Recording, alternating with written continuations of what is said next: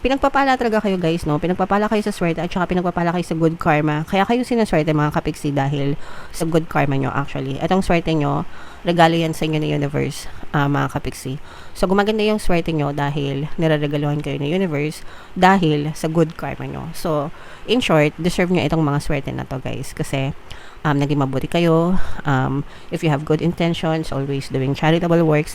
Yung charity guys, hindi yan nililimit sa pagdodonate lang ng pera. Hindi lang pera-pera yung usapan. Pagdating sa charity, mga kapiksi, lahat ng pwede mong i-donate.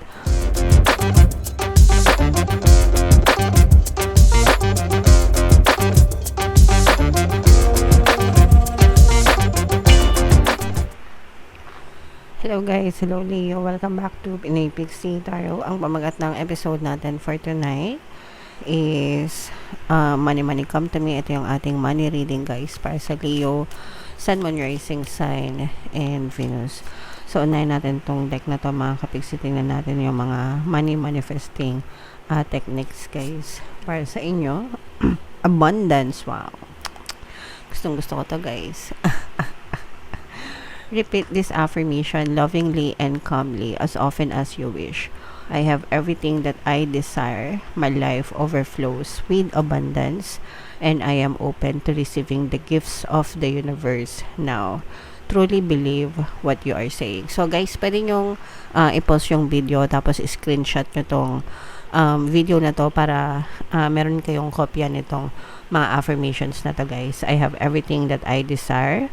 My life overflows with abundance, and I am open to receiving the gifts of the universe now. So, pwede nyo siyang sabihin araw-araw. Tapos, i-type nyo na rin sa comment section mga kapiksi. O kaya naman, not necessarily na itong affirmations na to.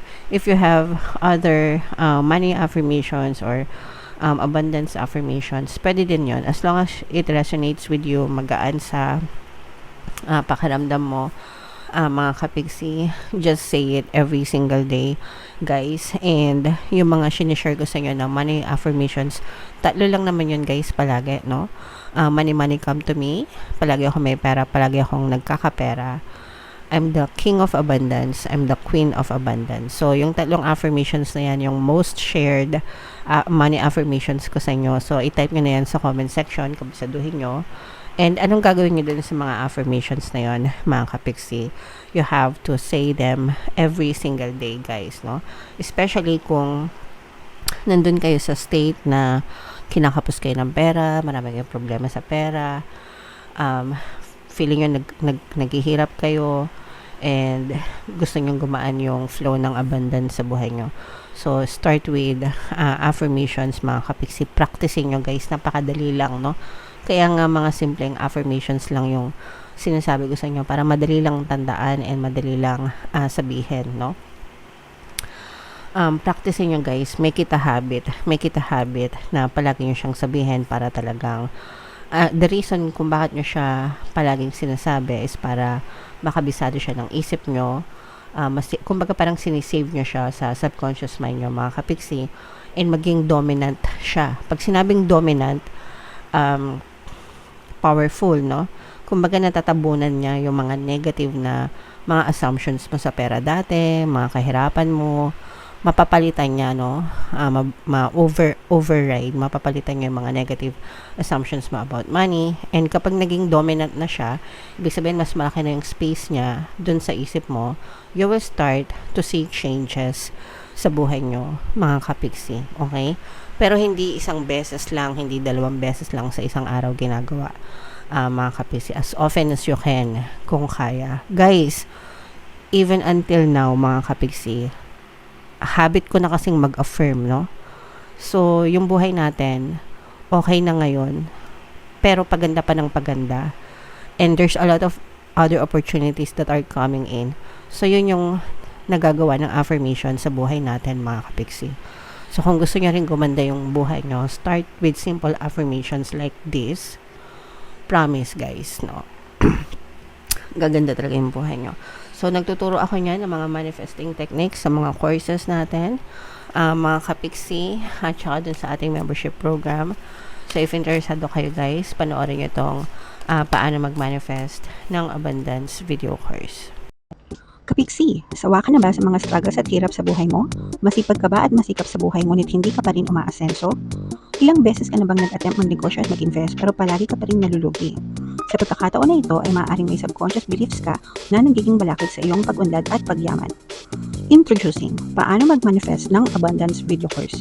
Dito ay matututunan mong ma-overcome ang mga balakid mo para tuluyan ka ng umunlad, umasenso, sumagana, maging matagumpay, successful at maswerte sa iyong kabuhayan, pera, trabaho, negosyo, salapi at kaperahan ng bonggang-bongga. Dali, mag-send na ng email sa pinoypixitaro@gmail.com at simulan na ang iyong pagyaman ngayon. Alright, so sa lahat ng gusto mag-apply ng course guys, naka-flash sa screen nyo. Una, meron tayong paano mag-manifest ng abundance video course. Meron din tayong paano mawala ang third party at magkaroon ng harmonious na relationship. And meron din tayong paano pabalikin si ex revised breakup. Sa mga interesado guys, mag-send lang kayo ng email sa pinoypixitaro@gmail.com. So, Leo guys, kayo ay represent ng King of Wands. Ito yung ating money energy. Buksan ko lang yung ilaw guys. Medyo lumalaki na yung dilemma. So, habang nilalatag natin tong spread nyo guys, mga naghahanap ng mga pampaswerte na lucky charms or lucky bracelet, may mga items na may kita kayo guys sa description box tsaka sa comment section. So, check out nyo na mga kapiksi. So, this is a very positive set of energies, mga kapiksi. Diyos me, meron tayong presence dito guys ng water sign, Cancer, Pisces, Scorpio, at saka air sign, Aquarius, Gemini, Libra. So, for some of you guys, maaring may mga ganyang element kayo sa inyong natal chart, or you may be dealing with another sign na may ganyan sa kanilang natal chart. Angel number 888 guys, i-check nyo yung ibig sabihin niya, baka may additional na mensahe sa inyo ang inyong mga anghel gabay. Pero guys, no, ito unang-unang energy nyo guys is the energy of good luck, good fortune, swerte mga kapis. Swertein kayo sa pera guys, no. So swertein kayo sa pera at saka mas magiging mabilis yung progress ng buhay nyo. Mga kapiksi, magiging mabilis yung pagpasok ng swerte, magiging mabilis yung pagpasok ng pera sa inyo, especially kung na-stuck kayo guys, no. Let's say for example, na-stuck yung buhay nyo, parang feeling nyo minamalas kayo mga kapiksi. That's why ina-advise ko talaga na mag-affirm guys, no, kasi pag nag-affirm kayo, it pushes you forward, tinutulak kayo nito paabante mga kapiksi para makita nyo mga resulta ng mga desires nyo.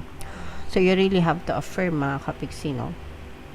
And, talagang, when you start affirming, magbabago itong daloy ng swerte sa buhay nyo and mas magiging mabilis yung pasok ng pera, mabilis yung, ito guys, parang magkakaroon kayo ng pera in any form, pwedeng sa negosyo, pwedeng sa trabaho. Kung sa trabaho, ito guys, pwedeng magkaroon kayo ng mga OT or mga incentives, parang additional na bayad or additional na pasok, no?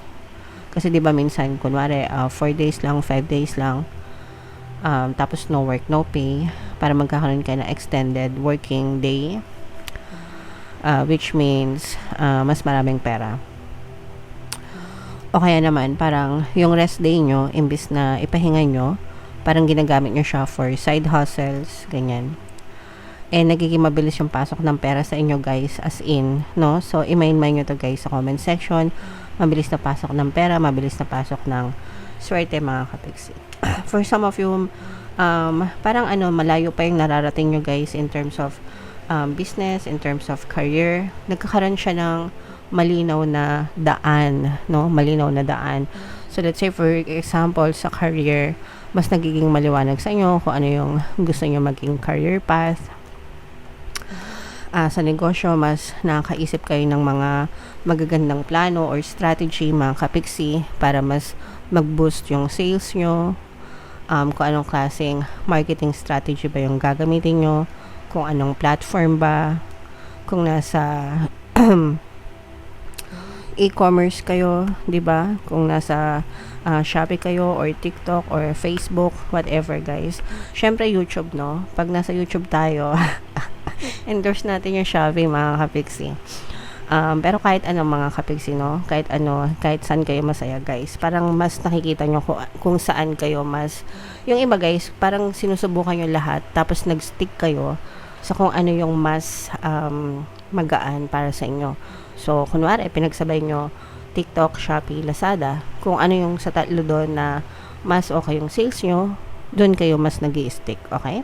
Parang ganun guys. So, good luck sa inyo, pero nakikita natin na mas nagbo-boom talaga kayo, guys. Nagkakaroon kayo ng mas magandang direksyon, mga kapiksi.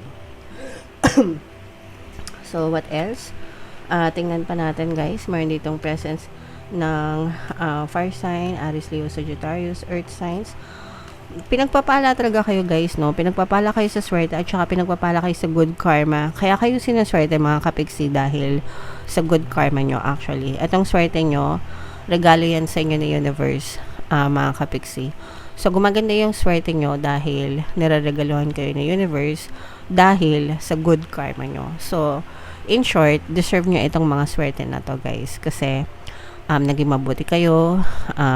If you have good intentions, always doing charitable works. Yung charity, guys, hindi yan nililimit sa pagdodonate lang ng pera. Hindi lang pera-pera yung usapan pagdating sa charity, mga kapiksi. Lahat ng pwede mong i-donate, pagkain, or mga damit, or even yung tulong, guys, no? Kunwari, nakiusap yung kapitbahay mo, pakitingnan naman yung bahay namin kasi magte-travel kami. So, basta any form of help, even yung simpleng pagdadasal para sa kapwa mo, guys, it's also a charity. So, yung pagiging mabait nyo in general, guys, no? As long as tumutulong kayo sa kapwa nyo, guys, that's charity. Kaya kayo ginagantipalaan ni universe ng magagandang swerte at mga magagandang karma dahil sa pagiging mabuti nyo. So, ituloy-tuloy nyo yan. Kailangan talaga nagde-deposit tayo, guys, sa karma bank natin. Kasi kayo din talaga yung may kinabang dyan, mga kapiksi. Alright? So, again, i-mind nyo na itong swerte na to, itong mga good karma na to, itong mga gift na to from the universe. Comment down below, Leo, if feeling nyo naka-resonate kayo, mga kapiksi. And again, wag nyo kalimutan mag-affirm, guys, no, for abundance. So, shuffle natin to, guys. Muna tayo ng isang card pa. By the way, nakalimutan ko sabihin sa inyo, guys, yung affirmation ko for good luck, no? Swerte ako, swerte ako, swerte ako, swerte ako sa lahat ng aspeto ng buhay ko. Okay? So, palagi lang din kayo mag-affirm, guys, for good luck para swertein kayo. Tuwing sinishare ko yan sa inyo, guys. Sinaswerte ako, promise. Kaya talagang gusto ko mag-share ng affirmation sa inyo. Kasi every time na sinishare ko siya sa inyo, bumabalik sa akin, mga kapiksi. Ayan, ito yung additional message nyo, guys. Obstacles are detours in the right direction. So, yung mga obstacles, yung mga balakad, mga kapiksi, dinidirect kayo niyan, ng universe, para sa ibang landas. Okay? So, kunwari, traffic sa EDSA, may harang, papadaanin kayo sa C5 para makarating kayo din sa pupuntahan nyo. So, ganun din sa buhay, mga kapiksi, kung sinaraduhan kayo dito na universe, kunwari, tinanggalan kayo ng trabaho, wala ka nang mapagkakakitaan, so maghahanap ka ng ibang pwedeng source of income, pwedeng negosyo, pwedeng investment, or whatever. Tapos doon ka, kumbaga parang mas better yung nakalaan para sa'yo, mas naging mapabuti pa kesa nung nagtatrabaho ka. So yung mga ganun, guys, no? So hindi lahat ng problema, hindi lahat ng obstacle ay pabigat sa buhay. Sometimes they are blessings in disguise, no? Blessing siya sa buhay natin, mga kapiksi. Okay? So, yeah. Comment down below, Leo, if feeling nyo naka-resonate kayo dyan. And, for more tarot readings, guys, ito yung playlist nyo. Ito naman yung ating success stories ng paano mag-manifest ng abundance video course. Click here to subscribe, guys. Thank you for liking, sharing, and subscribing. See you next time. I love you all. Have a nice day. Bye-bye.